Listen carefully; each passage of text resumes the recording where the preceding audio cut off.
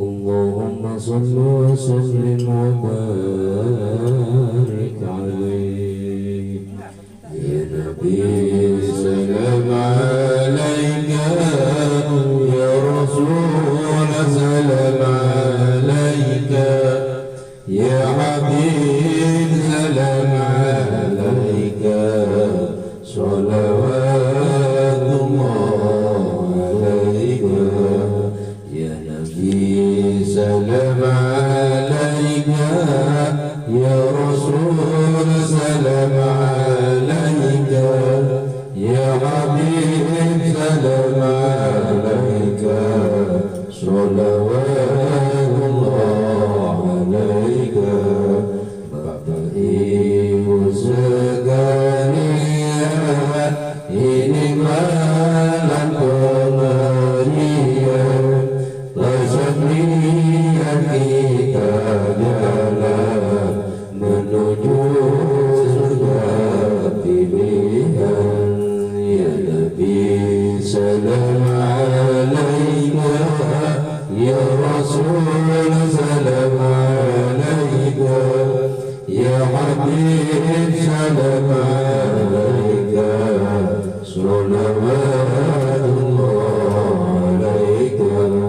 Moga-moga hati pelajaran yang kita kaji, jauhkan pikiran dengki, segala halangan benci. Ya Nabi salam alaika, ya Rasul salam alaika, ya Habib salam alaika, salawatullah alaika. Insyaallah kita dapati ilmu manfaat sebemati, berjalan lalu berlari, meninggalkan yang Tuhan benci. Nabi salam alaika, ya Rasul salam alaika, ya Habib salam alaika, salawatullah alaika. Lari kembali berlari menuju ridha ilahi, semoga Allah ridhoi apa yang kita jalani. Ya Nabi salam alaika, ya Rasul salam alaika, ya Habib salam alaika, salawatullah alaika. Allahumma salli wa sallim wa barik alaihi. Assalamualaikum warahmatullahi wabarakatuh. Alhamdulillah, alhamdulillah nahmaduhu wa nasta'inuhu wa nastaghfiruhu wa na'udzu billahi min shururi anfusina wa min sayyiati a'malina. Man yahdihillahu fala mudilla lahu wa man yudlilhu fala hadiya lahu. Ashhadu an la ilaha illallah wahdahu la sharika lahu wa ashhadu anna sayyidana Muhammadan abduhu wa rasuluhu la nabiyya ba'dah. Allahumma fasalli wa sallim ala sayyidina Muhammadin wa ala alihi wa ashabihi wa sallama tasliman katsira, amma ba'd. Faqad qala Allah ta'ala fi kitabihil karim wa huwa asdaqul qailin. A'udzu billahi minasy syaithanir rajim. Bismillahir rahmanir rahim. Wa qala rabbi ishrah li sadri wa yassir li amri واحلل عقدة من لساني يفقه قولي. وقال تعالى: يا أيها الذين آمنوا اذكروا الله ذكرا كثيرا وسبحوه بكرة وأصيلا.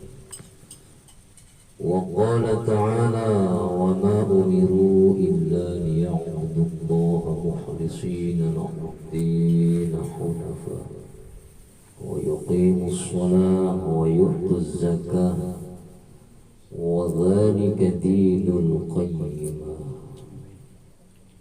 وقال النبي صلى الله عليه وسلم: طلب العلم فريضة على كل مسلمين والمسلمات. وقال تعالى: يا أيها الناس إنا على كل أهل بيت في كل عام أضحية. صدق الله العظيم وصدق رسوله النبي الحبيب الكريم، ونحن على ذلك من الشاهدين والشاكرين والحمد لله رب العالمين.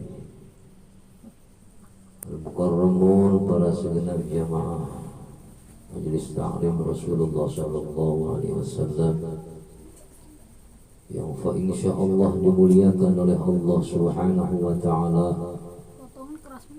Tiada kata, tiada ucap yang paling indah kita ucapkan pada malam hari ini adalah selain kita sama-sama mengucapkan rasa syukur kita kehadirat Allah Subhanahu wa Ta'ala, di mana kita diberikan begitu banyak nikmat oleh Allah Subhanahu wa Ta'ala, berupa nikmat iman dan Islam, nikmat panjang umur, nikmat sehat jasmani dan rohani, nikmat rumah tangga sakinah wa rahmah, nikmat anak yang soleh dan solehah, nikmat rizki yang berlimpah, yang halal, yang thayyib, yang barakah dari Allah Subhanahu wa Ta'ala. Mudah-mudahan langkah kita dari rumah ke majelis taklim ini mendapatkan ridha Allah Subhanahu wa Ta'ala dan dijadikan oleh Allah sebuah pahala dan ampunan. Tidaklah kita orang yang kembali dari majelis taklim melainkan setibanya di rumah kita mendapatkan ilmu yang manfaat dan mendapatkan ampunan daripada Allah Subhanahu wa Ta'ala daripada dosa-dosa kita, baik dosa kecil maupun dosa besar. Untuk itu kita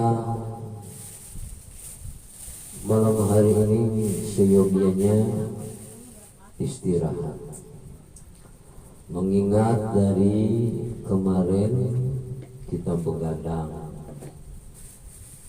bertakbir, membesarkan asma Allah, memuji Allah, bertasbih karena menyambut hari raya Idul Adha atau Idul Kurban. Sampai pagi hari kita sholat, setelah sholat kita turun dari mimbar, berpencar kita melaksanakan pemotongan hewan kurban. Alhamdulillah, banyak di antara saudara-saudara kita yang merasa lelah, merasa capek karena banyaknya hewan kurban yang dipotong dan juga banyaknya masyarakat yang berbondong-bondong antri ngambil daging kurban, baik daging kurban kambing, kibas, domba, ataupun sapi, kerbau dan lain sebagainya.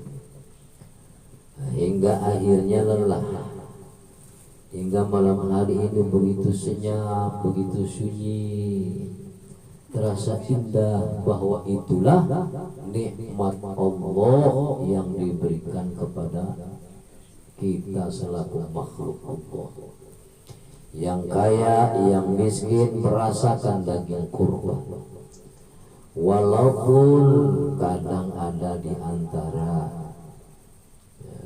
masyarakat dengan adanya kurban, ada yang capek tenaga, ada yang capek pikiran, ada yang korban kambing, ada yang korban sapi, ada yang korban kerbau, ada yang korban perasaan.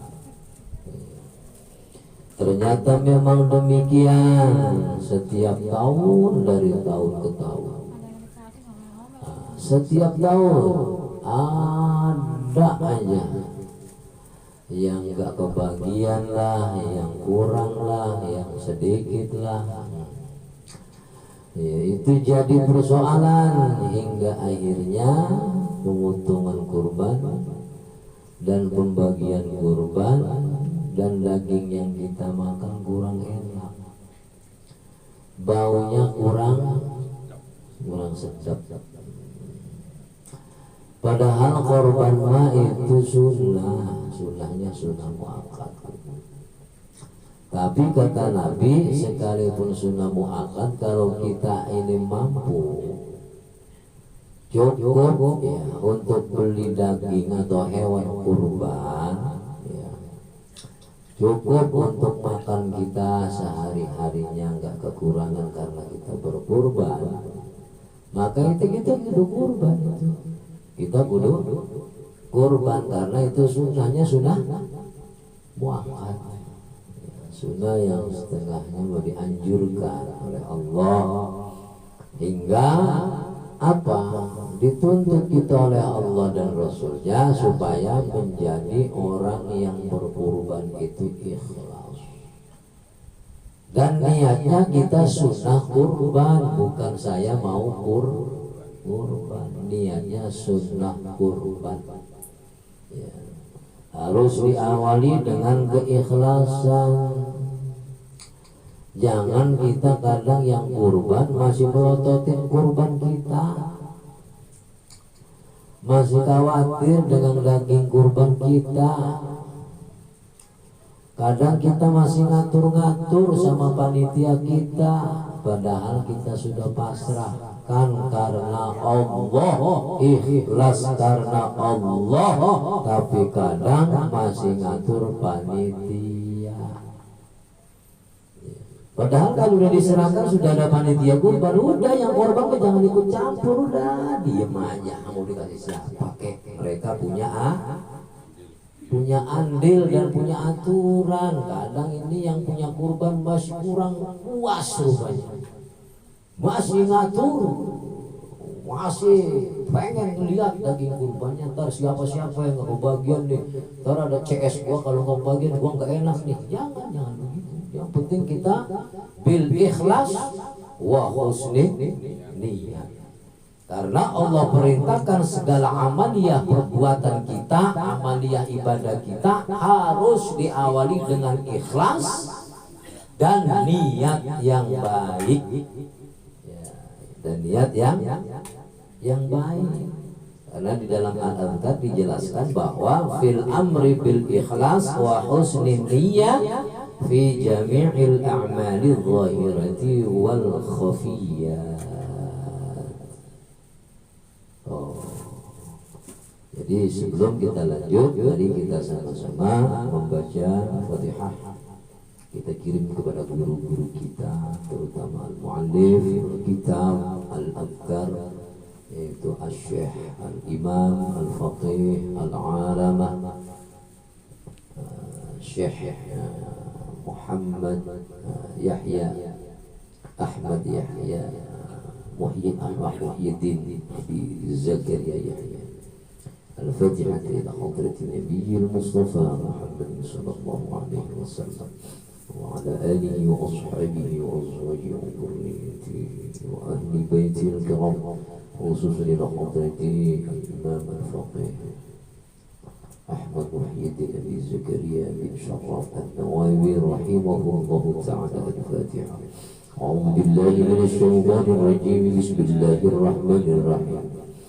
Alhamdulillahi rabbil alamin arrahmanir rahim maliki yaumiddin iyyaka na'budu wa iyyaka nasta'in ihdinas siratal mustaqim siratal ladzina an'amta 'alaihim ghairil maghdubi 'alaihim waladdallin.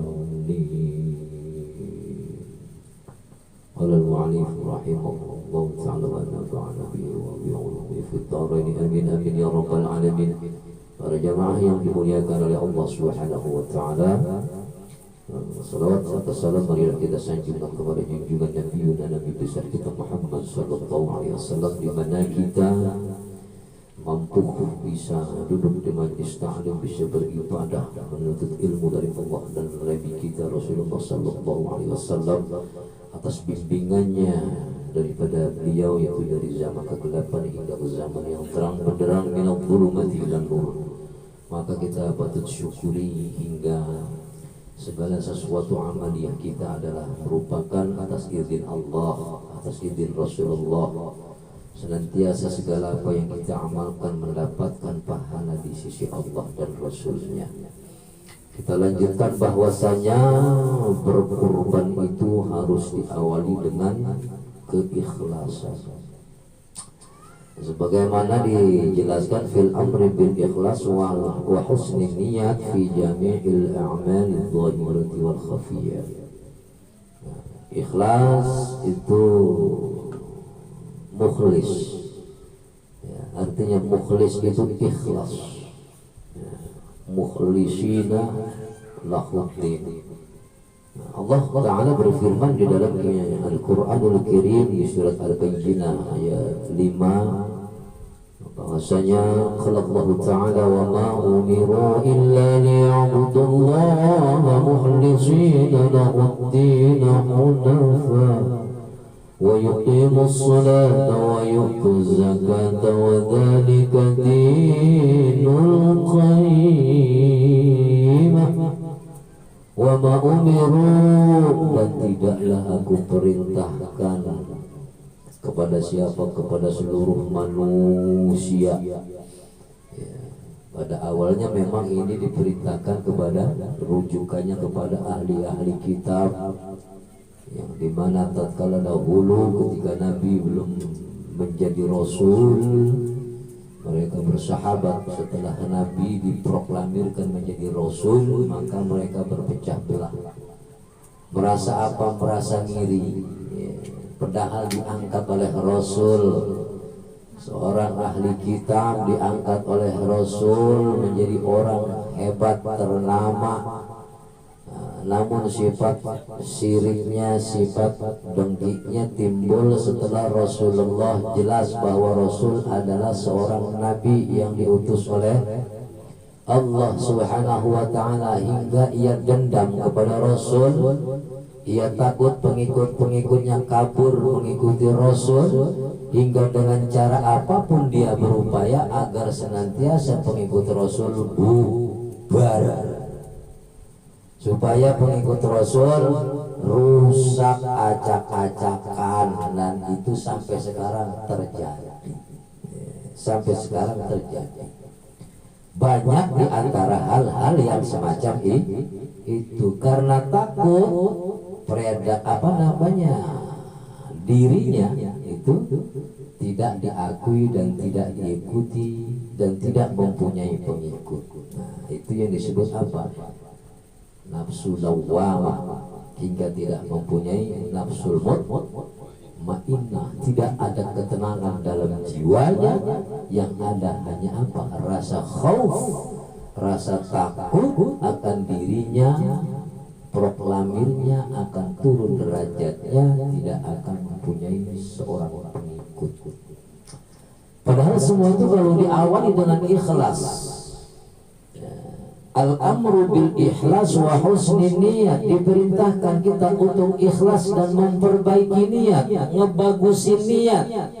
Hingga Allah berfirman, wa ma umiru illa liya'budullaha mukhlishina lahuddina hunafa.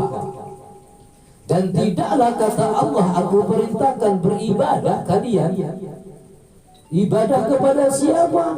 Illa liya'budullah, kecuali beribadah kepada Allah mukhlisin, dengan ikhlas, seikhlas-ikhlasnya ibadah kepada Allah Subhanahu wa ta'ala. Mukhlisin itu kalimatnya kalimat isim masdar, ya, isim masdar yang tujuannya masdar itu untuk apa? Agar supaya amaliyah kita bisa diterima oleh Allah Subhanahu wa ta'ala, supaya ibadah kita diterima oleh Allah Subhanahu wa ta'ala. Hingga jadilah kita orang yang mukhlis, ikhlas beribadah kepada Allah Subhanahu wa ta'ala. Perbaiki niat kita untuk menjalankan agama kita yang lurus. Dan kata Allah, wa yuqimus shalah, laksanakanlah, dirikanlah salat, wa yutuz zakah, dan tunaikanlah zakat. Wa dzalika dinul qayyimah, dan yang demikian itu adalah agama yang bayyinah, yang lurus, yang hunafa, yang murni, bahwa kita adalah orang yang ikhlas wa husnin niyyat.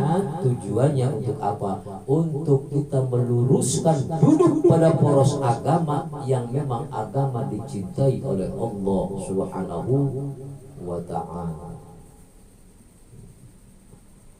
Jadi kalau kita ingin ibadah kita diterima, rububiyah ibadah apapun, tentunya harus diawali dengan keikhlasan, karena itu adalah amr, perintah dari Allah dan Rasulnya.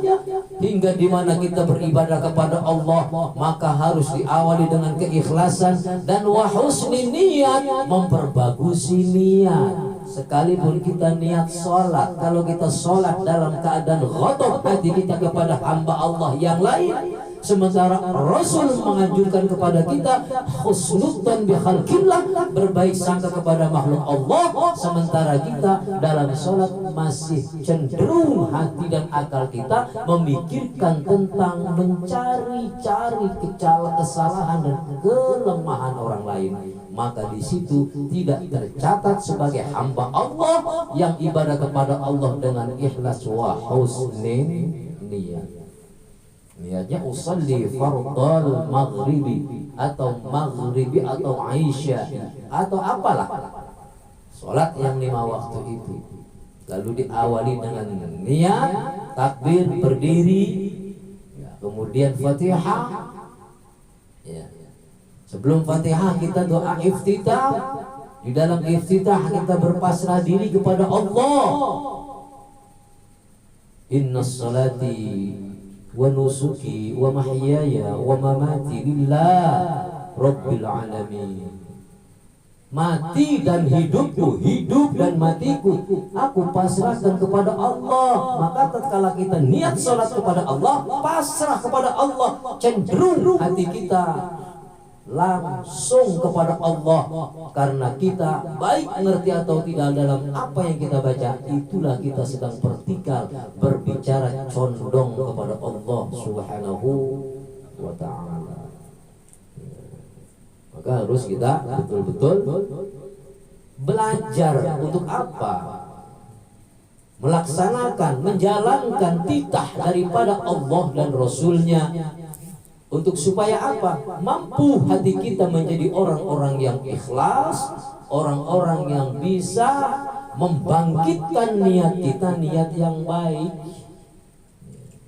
Karena semua manusia itu pasti binasa, kecuali orang yang berilmu. Yang berilmu pun akan buta, kecuali yang beramal. Yang beramal pun akan sia-sia, kecuali yang ikhlas. Yang ikhlas. Selain daripada itu, maka ibadah kita bila terlepas daripada keikhlasan dan memperbaiki niat yang baik, niscaya ibadah kita tidak akan pernah diterima oleh Allah Subhanahu wa ta'ala, dan tidak mendapatkan catatan dari malaikat Raqib dan Atid. Apalagi di masa-masa sekarang setelah Idul Adha, sholat Idul Adha, turun Idul Kurban, penyembelihan hewan kurban. Jangan salah niat kita. Awali dengan ikhlas, Dimana ketika kita ikhlas dan kita niat baik setelah kita menyerahkan kurban, lepas. Jangan kita merasa ada beban, ada berat. Kira-kira ntar yang ngebaginya bener enggak nih? Jangan. Udah ikhlaskan.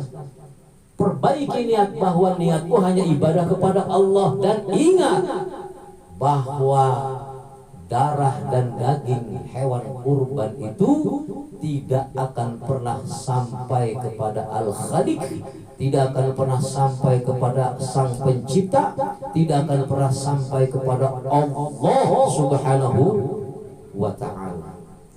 Kenapa demikian? Karena Allah Subhanahu wa Ta'ala berfirman, "La yanalallahu luhumuha wala dima'uha walakin yanaluhu taqwa minkum." Kata Allah dalam firman-Nya, tidaklah akan sampai darah-darah hewan kurban, tidaklah akan sampai daging-daging hewan kurban kepada Allah, walakin yanaluhu taqwa minkum, melainkan yang akan sampai kepada Allah adalah ketakwaan kalian yang diawali dengan ikhlas dan bagusnya niat. Hingga kata Ibnu Abbas berkata radhiyallahu anha, ma'nahu walakin yanaluhun niyyah. Jadi makna daripada kurban itu tidaklah akan sampai darah kurban kepada Allah, dan tidaklah akan sampai daging kurban kepada Allah, melainkan yang akan sampai kepada Allah adalah sebuah ketakwaan kita selaku hamba Allah yang melaksanakan kurban. Dan kata Ibnu Abbas bahwa yang akan sampai kepada Allah itu adalah sebuah apa? Sebuah niat, yaitu bin niyat wa husnin niyat, dengan niat dan niat yang bagus, ikhlas karena Allah Subhanahu wa Ta'ala. Jangan main-main. Kalau kita mampu, makan kita cukup, pagi makan, siang makan, sore makan, bahkan malam masih makan malam kita. Bahkan kadang kalau orang agniya jam 9 itu sudah jalan-jalan weekend, makan di restoran. Makanya di restoran, Masya Allah, luar biasa. Tapi kadang tidak mau kurban. Nah, orang yang agniya tercatat orang kaya, orang agniya, duitnya lebih daripada untuk kebutuhan perutnya, kebutuhan hidupnya. Mobil ada, rumah ada, makan cukup, buah-buahan cukup, kulkas gede, mobil mewah, bini 4, buat beli sapi 3 kebeli, tapi nggak kurban. Apa kata Rasul? Kata Rasul, apabila kamu kaya, nggak kurban, nggak boleh kita sholat idul adha tuh nggak boleh. Apa kata Nabi? Ya ayyuhan nasu inna ala kulli ahli baiti fi kulli ammi adhiyah. Jadi kata Rasul, hei manusia, sesungguhnya atas tiap-tiap ahli rumah pada tiap-tiap tahun disunahkan berkurban. Yang mana yang dimaksud disuruh berkurban? Sesungguhnya setiap yang berkurban itu adalah orang-orang yang apa? Yang agniya, yang kaya, tapi enggak kurban. Kalau enggak korban, orang kaya cukup semua, itu dilarang sama Allah. Sholat di dalam masjid, di dalam lapangan, sholat idul adha itu jangan kau datangi. Sholat itu karena apa? Karena kita kaya. Sunnah memang, tapi sunnahnya sunnah muakkad gitu. Maka segala sesuatu itu tergantung daripada niatnya. Di mana ketika mendatangi atau mendekati bulan-bulan Dzulhijjah, di mana ketika saudara-saudara kita sedang melaksanakan ibadah haji dan umroh. Wa atimul hajja wal umrata lillah, karena haji itu disempurnakan dengan umroh. Wa atimul hajja wal umrata lillah, dan sempurnakanlah hajimu dengan umroh. Dengan umroh lillahi ta'ala, kepada Allah subhanahu wa ta'ala. Seperti ibunda kita, Ibunda Ramefa, insya Allah beliau sehat di sana. Sebentar lagi, beberapa hari lagi dia kembali ke Indonesia dengan selamat. Mudah-mudahan menjadi hajjah yang mabrurah. Allahumma hajjam mabrurah wa sa'yam mashkurah wa dzamban maghfurah. Jadi semoga Allah jadikan ibunda kita, Ibunda Rameh, setibanya dari Arab Saudi menyandang gelar hajjah yang mabrurah, yang diampuni segala dosa-dosanya sampai ke Indonesia hingga suci seperti ketika ia lahir dari kandungan ibunya. Amin ya robbal alamin. Makanya kalau bisa sebelum berangkat haji ini, kalau haji kan susah, lama. Bil ikhlas wa husni niyah. Zaman sekarang ada orang yang mempermudah berangkat ke Mekah. Umroh sekarang mudah, nggak punya duit bisa ditalangin, punya duit takut ditipu, bayar di Mekah. Bayar di Mekah bisa. Kalau memang takut ditipu zaman sekarang mah, karena kita tahu bahwa banyak travel yang tukang tipu. Kalau sekarang insya Allah ada travel yang amanah, ada travel saya namanya Duta Rizkia, Duta Umroh. Nah, di Duta Umroh itu ada layanan, bisa bayar di Mekah, bisa bayar di Indonesia, bisa berangkat dulu ke Mekah umroh, setibanya di Indonesia baru bayar. Bayarnya mau kontan boleh, mau bertahap boleh. Jangan nyicil ya, kalau nyicil kesannya orang kredit. Jadi kalau kita mau berangkat ke Mekah, punya duit umpama cuma 10 juta, berangkat itu sama saya.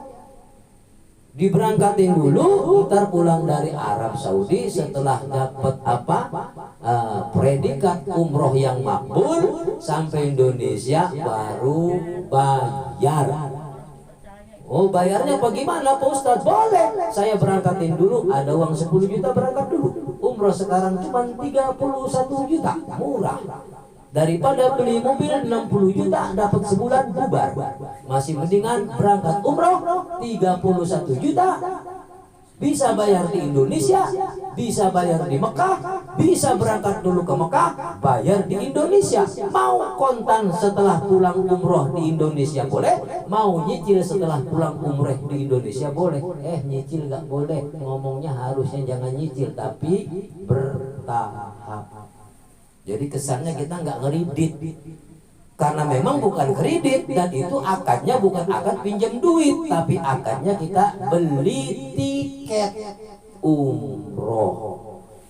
Tuh, jadi siapa yang mau umroh nggak usah takut, ya nggak usah takut sekarang mah. Harus jeli juga, banyak umroh yang cuman kantornya kantor bayangan. Maka kalau kita memang merasa ya, mengimani tentang perintah Allah dan bisa niat yang baik, ayo ikuti perintah Allah dengan ikhlas, buka hati kita, niat yang baik. Wah iya, kalau haji 5 tahun, enggak 5 tahun, 10 tahun, enggak 10 tahun, bisa 20 tahun, 20 tahun enggak berangkat, 25 tahun, giliran nunggu 25 tahun, ongkosnya udah naik lagi, nangis. Jadi masih mendingan dari sekarang kita berangkat umroh, tuh niatin. Iya. Banyak orang yang minta doa sama Abi, Yai tolong doain saya biar saya berangkat umroh. Insya Allah didoain Allahumma al-hajjan mabrurah wa umratan maqbulah wa sa'yan mashkura wa dzanban maghfura. Doain terus, tapi bertahun-tahun nggak berangkat ia tetap didoain. Akhirnya dirubah doanya sama Abi, bukan doa berangkat umroh, tapi doa daftar untuk berangkat umroh.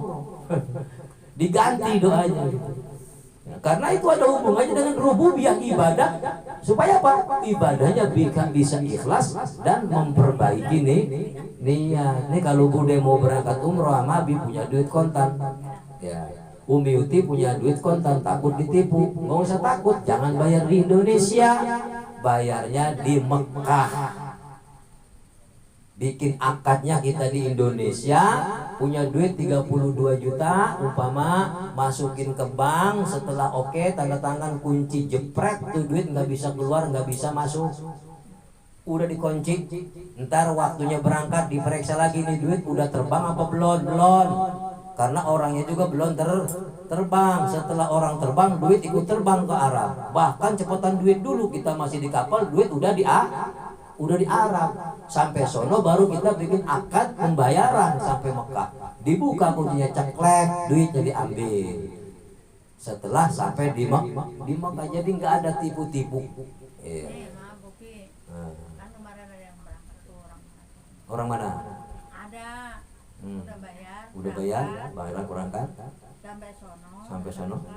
Selatan, nggak bisa balik. Itu makanya harus hati-hati mencari travel yang bertanggung jawab. Ini Abi punya travel namanya Duta Umroh, bertanggung jawab. Dari rumah diantar sampai bandara, dari bandara di situ kita manasik, nginep di hotel, pagi-pagi kita masuk ke bandara, naik pesawat. Tasnya juga jamaah haji mah nggak boleh megang. Berangkatnya pulangnya jangan megang-megang tas, ada yang ngurusin.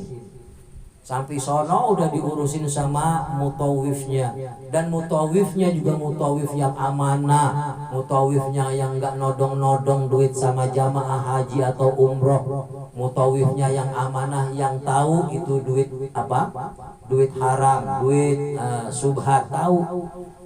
Awas, hati-hati. Ya. Banyak mutawif yang nakal di Arab Saudi itu. Ketika kita naik mobil dimintain ini itu, akhirnya sokongan. Ya, berapa real gitu. Tapi di Duta Umroh insya Allah amanah. Belum pernah terjadi yang namanya penipuan.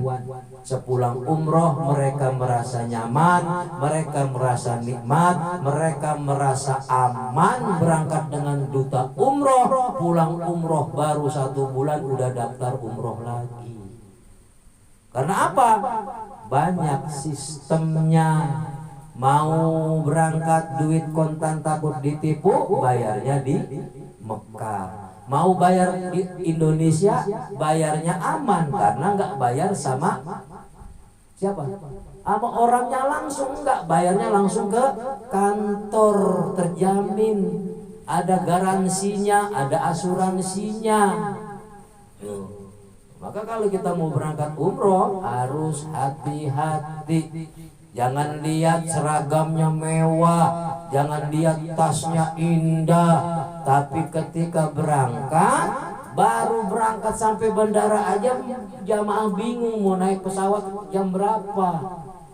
Lama nungguin, kadang dari subuh nyampe sore, sampai tepos pantap duduk nungguin apa?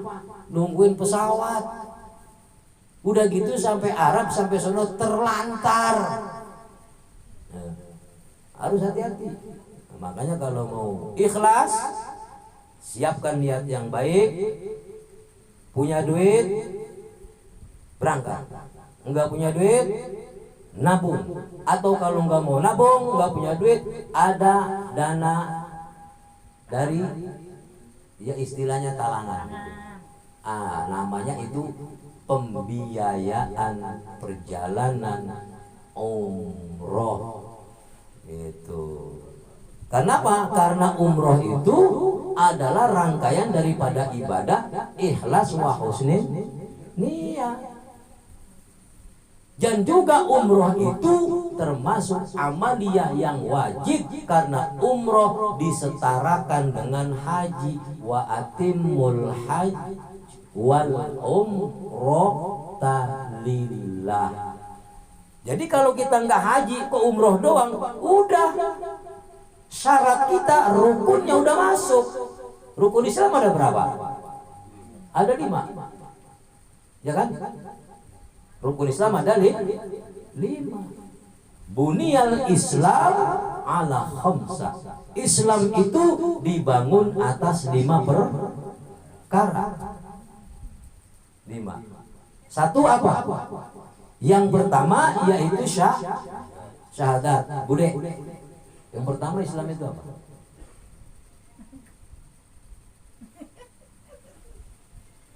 Yang pertama, bunyal Islam ala Islam itu dibangun atas 5 perkara. Syahadatu an la ilaha illallah wa asyhadu anna Muhammadar Rasulullah. Yang kedua, wa yuqimus, dirikan salat, wa yu'tuz, menunaikan zakat, wa shaumu Ramadan, puasa di bulan suci Ramadan, wa hajjul baiti man istata'a ilaihi sabila. Istata'a di sini bukan buat orang kaya aja. Yang dimaksud mampu itu siapapun yang mampu berangkat ke Arab Saudi untuk melaksanakan umroh dan haji. Maksud umroh itu artinya meramaikan wa umratulillah, wa umratulillah. Meramaikan apa? Masjid. Wa imaratul masjid, Masjidil Haram, Al Masjid Madinah. Meramaikan rububiyahnya ibadah kita kepada Allah. Istata'a di sini adalah orang yang mampu berangkat ke Arab Saudi dengan cara apa? Kalau bisa jalan kaki, kuat jalan kaki, silahkan. Untuk apa? Untuk menunaikan rukun Islam yang kelima. Bisanya naik motor, silahkan naik motor. Fakta survei membuktikan sudah banyak berapa orang yang berangkat dari Indonesia nyampe ke Arab Saudi dengan cara naik motor. Survei membuktikan dengan cara apa? Dengan kemampuan Allah. Dia dimampukan oleh Allah. Dengan sepeda ia bisa sampai ke Arab Saudi. Naikin sepeda. Zaman dulu, zaman orang tua kita berangkat dari Indonesia ke tanah suci Mekah, Masya Allah, berbulan-bulan melewati lautan yang begitu besar ombaknya, yang banyak halangan dan rintangan. Rintangannya apa? Halangannya apa? Antara hidup dan mati. Kalau saja perahu itu tenggelam dalam lautan, mau diar kabeh. Sekarang zaman canggih. Zaman canggih, maksud Allah supaya mempermudah hamba Allah, umat Muhammad bisa melaksanakan perintah Allah, rukun Islam yang kelima, baik haji maupun umroh. Gitu. Oh iya, enak emang sekarang mau pesawat. Kan pesawat mah buat orang-orang kaya. Ini pemikiran orang yang belum paham. Pesawat itu bukan buat orang kaya aja. Nyata tukang tahu, tukang tempe, tukang kerupuk, tukang keredok bisa naik pesawat. Kenapa? Terinspirasi dia dengan apa? Dengan keimanan kepada Allah. Bagaimananya saya bisa berangkat ke Mekah. Untuk apa? Untuk menunaikan ibadah umroh atau haji. Untuk apa? Melaksanakan, melengkapi rukun Islam yang kelima. Tuh. Banyak tukang tahu, tukang tempe, tukang urut. Pak Edi tukang urut. 1 minggu saya kasih udang, 1 minggu kemudian diberangkatin umroh. Itu qadar Allah. Maka kata Buya Hamka dulu, Allah tidak akan memanggil orang yang mampu, melainkan Allah akan memampukan orang yang terpanggil. Jadi kalau orang yang sudah terpanggil mah, walaupun kita tukang urut, walaupun kita tukang dagang cendol, umpama kalau kata Allah, hei Bude Sumi berangkat ke Mekah, berangkat, pasti berangkat karena sudah panggilan Allah. Maka kita yang terpenting ikhlas, perbaiki niat. Jangan kita merasa orang miskin terhina, tidak bisa mampu berangkat ke Baitullah. Fakta Abi boro-boro buat berangkat umroh, dandanin pintu aja nggak bisa-bisa, tapi sampai Mekah. Karena apa? Karena sudah dipanggil oleh Allah. Apa kata Allah? Allah tidak memanggil orang yang mampu, tapi Allah akan memampukan orang-orang yang terpanggil. Maka panggilan itu ada 3. Yang pertama panggilan adzan, yang kedua panggilan haji, yang ketiga panggilan modar. Benar? Yang pertama panggilan adzan, kalau kita iman kepada Allah, paham dengan rukun Islam yang kelima. Yang pertama syahadat, yang kedua wa iqamus sholat. Karena sholat itu adalah ibadah yang diutamakan oleh Allah. Wa iqamus sholat wa hiya afdalul ibadah. Jadi ketika Allah panggil oleh muadzin, kita dipanggil untuk sholat. Allahu Akbar, Allahu Akbar, Allahu Akbar, Allahu Akbar. Bergegas kita menuju ke tempat-tempat sholat, menghadap kepada ilahi Rabbi, lapor kepada Allah, mohon ampunan atas segala dosa, mohon diberikan umur yang panjang yang barokah, diberikan tempat yang indah-indah. Darul Minin fiddin fid dunya wal akhirah. Ya Allah, kasih tempat dalam agamaku, kasih tempat dalam duniaku, kasih tempat dalam agamaku, kasih tempat dalam akhiratku yang indah. Ya Allah, indah Darul Mukminin. Dipanggil adzan yang pertama, panggilan Allah yang pertama adzan, Allahu Akbar, Allahu Akbar. Langsung kita sholat. Untuk apa? Untuk supaya kita bisa dan mampu melaksanakan takbiratul ula, takbir yang paling pertama. Walaupun kita sholat enggak waktu yang pertama juga boleh, tapi usahakan kita kalau luang waktu, sholatlah di awal waktu. As-sholatu ala waqtiha. Yang kedua panggilan umroh, panggilan haji. Kenapa demikian? Karena umroh dan haji dapat menghapus dosa-dosa kita, dosa yang kecil maupun yang besar. Dan tiada tempat bagi orang yang berhaji itu tempatnya melainkan surganya Allah. Apa kata Rasul? Al-umratu ilal umrati kafaratul lima bainahuma wa hajjul mabrur laisa jazaun ila jannah. Umroh yang pertama dan umroh yang kedua, umroh yang selanjutnya dapat menghapus dosa-dosa kita. Dan haji yang mabrur itu tidak ada pahala, tidak ada tempat melainkan tempatnya surganya Allah. Tuh, siapa yang mau dihapus dosanya, siapa yang mau dapat tempat yang indah surganya Allah, laksanakan umroh dan haji. Kalau kita belum bisa berangkat haji, yuk kita bareng-bareng berangkat umroh. Minimal dosa dihapus oleh Allah. Penghapus dosa itu umroh.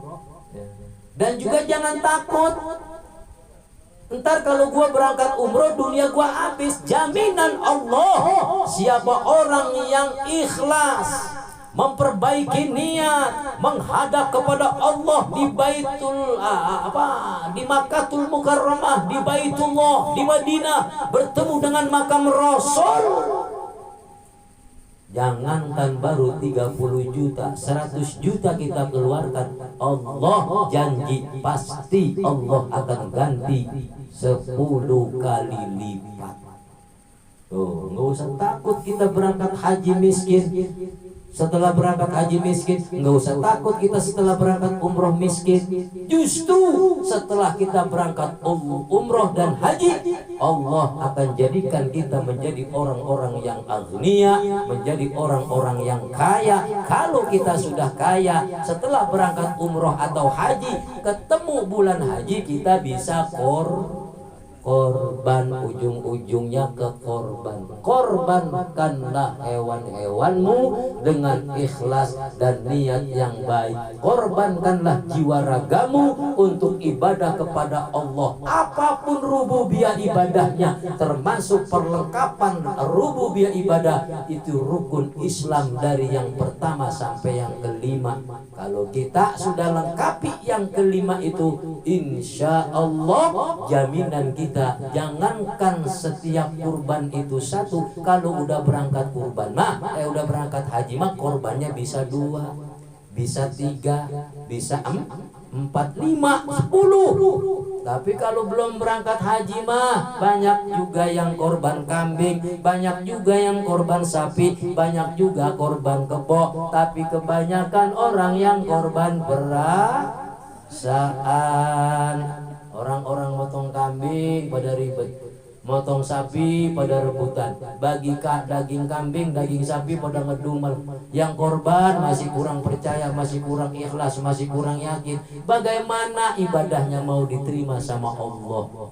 Karena kata Allah, tidak akan sampai darah dan daging korban, melainkan yang sampai itu ketakwaan kita kepada Allah, yang diawali dengan ikhlas bihusni niat.